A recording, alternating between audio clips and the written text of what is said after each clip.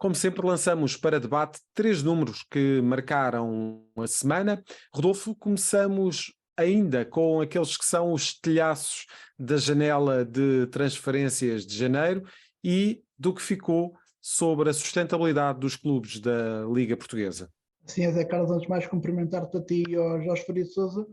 e falamos do 4, que foi precisamente o número de clubes da Liga Portuguesa que ficaram com saldo negativo após as 2 janelas do mercado de transferências. As exceções à regra, estas 4 equipas foram o Rio Ave, o Marítimo, o Casa Pia e o Vizela, sendo que no total das 2 janelas do mercado os clubes portugueses fizeram vendas no valor de 613 milhões de euros. Isto, olhando só aos 3 grandes, o Benfica foi quem arrecadou a maior fatia, com 261 milhões de euros em vendas, seguido pelo Sporting com 124 milhões e o Futebol Clube do Porto com 86 milhões de euros. E Jorge, a semana passada fizemos um programa sobre as transferências que acabou por ficar mais focado precisamente naquele que é o mecanismo de fair play da UEFA, e pelo facto de termos tido um clube que, digamos que usou e abusou de contornar esse conceito. Se calhar esta semana temos aqui um bocadinho mais tempo para olhar detalhadamente para a Liga Portuguesa e para o facto de apenas 4 clubes, de acordo com o site Transfermarkt, terem ficado com saldo negativo, isto naquele que é o rescaldo das 2 janelas de transferência. Temos aqui 4 clubes com alguns milhares de euros de saldo negativo, e isso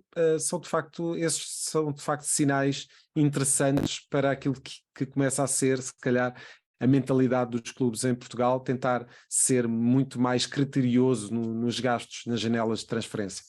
Sim, boa tarde, José Carlos, cumprimentar também o Rodolfo. Eu acho que, obviamente, estes números espelham essa capacidade maior neste momento de terem as contas mais equilibradas, terem uma gestão mais sustentável, sempre com uma aposta muito forte, por um lado, no que temos vindo aqui muitas vezes a referir, que é o scouting e a aposta na formação, e claramente o futebol português acaba por ser cada vez mais vendedor, e a ter cada vez mais dificuldade em reter talento, e basta olharmos para o caso, indo já aos 3 grandes, olhamos para estes mais de 600 milhões de euros que os 3 grandes movimentaram em termos de saídas, e obviamente diz muito do que é a incapacidade de dar as mesmas condições do que clubes, por exemplo, da Premier League, para onde seguiram grande parte destes jogadores. É bom recordar o Pedro Porro, Enzo Fernandes, o próprio Darwin, também Fábio Vieira para o Arsenal, e portanto grande parte dos jogadores que foram grandes transferências do futebol português esta época acabaram por rumar à Premier League, onde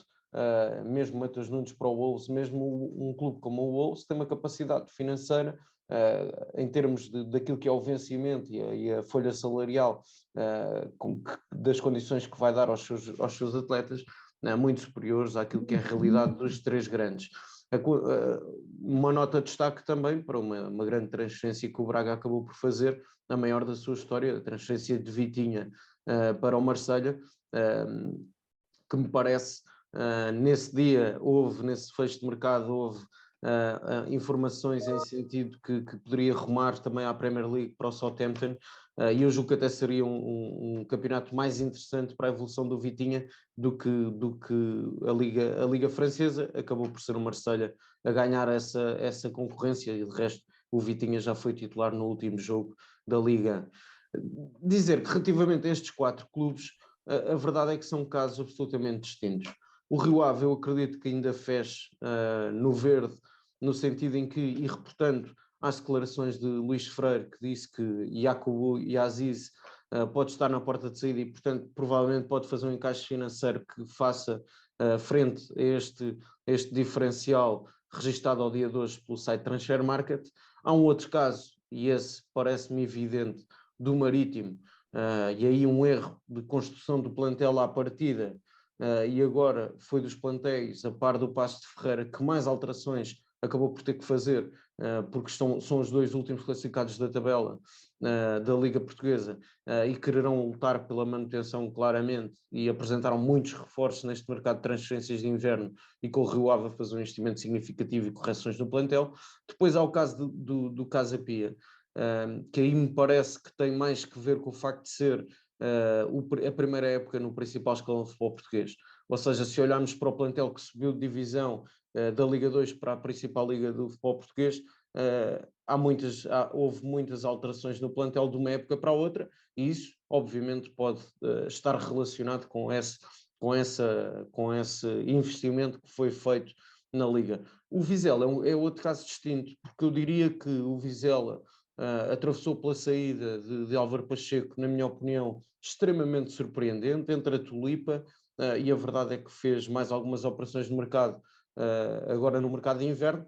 e acaba por ser um plantel que depois de fazer uma época tranquila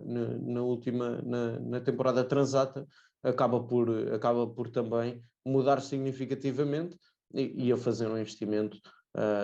quer no mercado de inverno, quer no início da temporada relativamente grande, o que explica estes números. E finalizado aquele que é o mercado de inverno, as atenções viraram-se, Rodolfo, para o Manchester City. São mais de 100 as acusações de que o clube inglês é acusado relativo a relatórios financeiros. Esta é pelo menos a acusação que a Premier League faz ao atual campeão inglês, e as sanções são duas: ou perda de pontos ou a descida de divisão. Na base disto são relatórios financeiros sobre os lucros do Manchester City, também a remuneração de jogadores e treinadores que terão tido início na época 2009-2010 e durado até à temporada 2017-2018. Durante este período, o clube inglês conquistou 3 campeonatos, uma taça de Inglaterra e 3 taças da Liga. Jorge, como é que viste todas estas atenções a virarem-se para o Manchester City? Pode o céu desabar em cima das cabeças dos dirigentes do City? Olha, eu tenho vindo aqui a falar, e também o Nuno Vinha, muitas vezes sobre isto, sobre as questões destes clubes com estados a suportar grandes investimentos e grandes equipas, e a verdade é que muitas vezes assistimos a situações como quando há necessidade para cumprir fair play financeiro, injeção de verbas de marketing. Temos a situação do Chelsea, que está a rubricar contratos de 8 anos com os atletas que têm vindo a recrutar, e estamos a falar de um investimento também de 600 milhões de euros. O City, estamos a falar claramente de um dos plantéis mais caros, não só da Premier League, mas da Europa do futebol. Um investimento significativo por parte dos seus donos, e a verdade é que até esta semana, em alguma imprensa desportiva internacional, tem surgido a folha salarial dos jogadores, incluindo também a equipa técnica, e não deixam de ser valores muito, muito elevados. Obviamente que isto até pode pôr em causa não só o fair play financeiro, mas uma questão de condições à partida para disputar qualquer competição, quando olhamos mesmo para a realidade de outros clubes das ligas top 5, e já o tenho vindo a dizer, a Premier League é claramente a Superliga Europeia já neste momento. Por outro lado, a verdade é que vimos recentemente na Série A, não foi um caso com também algumas questões relativamente a transferências e contratos e a financiamentos, e estou a falar das Juventus, que levou à perda, se a memória não me falha, foram 15 pontos que foram retirados já esta temporada, e a verdade é que o Calcio e a Federação Italiana de Futebol foi muito célere a aplicar as sanções às Juventus. E muito dura, não é? Muito dura, e que ditou o fim da era Agnelli na liderança do clube transalpino. A verdade é que na Premier League, a FA, nós sabemos que também normalmente é muito dura, não só nos castigos a jogadores ou a treinadores por declarações, mas também neste tipo de situações. E portanto aguardemos o desfecho destas situações. Como o Rodolfo referiu bem, pode dar perda de pontos ou pode dar mesmo a descida da divisão, e se assim for, será em termos financeiros uma catástrofe para este clube, embora obviamente, como sabemos, estamos a falar de um clube detido por um Estado onde o dinheiro não é problema, mas ainda assim, quer desportivamente, quer em termos da gestão financeira do clube, será sempre uma tarefa difícil, até porque se houver retirada de pontos pode ficar sem ter Liga dos Campeões e portanto vai estar fora da principal competição europeia de clubes. Se descer divisão, obviamente que aí a diferença será drástica e provavelmente poderá perder jogadores, à semelhança do que aconteceu. Recordo aqui sempre o caso da Juventus, quando no Calcio Caos acaba por descer divisão e perde grande parte do plantel. E creio que no outro dia estávamos a fazer contas precisamente na redação, em 11 épocas, creio que o investimento rondará 1,7 mil milhões de euros, e o investimento é em 1.000 milhões de euros superior àquele que foi o retorno com vendas no clube. Creio que eram mais ou menos esses os valores, Rodolfo. Sim. E vamos finalizar precisamente este hat-trick falando dos clubes, das receitas dos clubes brasileiros. São 1.000 milhões de euros. Foi quanto o negócio do Brasileirão atingiu na temporada de 2022, isto de acordo com um estudo realizado pela agência brasileira Sports Value. Os 30 principais clubes do Brasil garantiram em média cada um uma receita de 55 milhões de euros, um valor que fica 15% acima do que foi verificado em 2021, mas ainda abaixo dos 1,2 mil milhões de euros atingidos em 2019. E, Jorge, trouxemos aqui este número também para perceber um pouco, e essa resposta vou deixar precisamente para ti, se, tendo em conta a proliferação de treinadores portugueses na principal liga brasileira, nos principais emblemas do futebol brasileiro, se podemos atribuir-lhes, de certa forma, aqui algum tipo de mérito relativamente àquela que é aqueles que são aparentemente os bons resultados financeiros dos clubes, isto numa altura em que se discute de facto esta questão da introdução das SADs no futebol brasileiro e de que forma é que vai alterar o paradigma financeiro do futebol no país irmão. Sim, para já vão ser 7 treinadores e portanto isto diz muito dessa moda e dessa aposta dos clubes brasileiros na qualidade dos treinadores portugueses.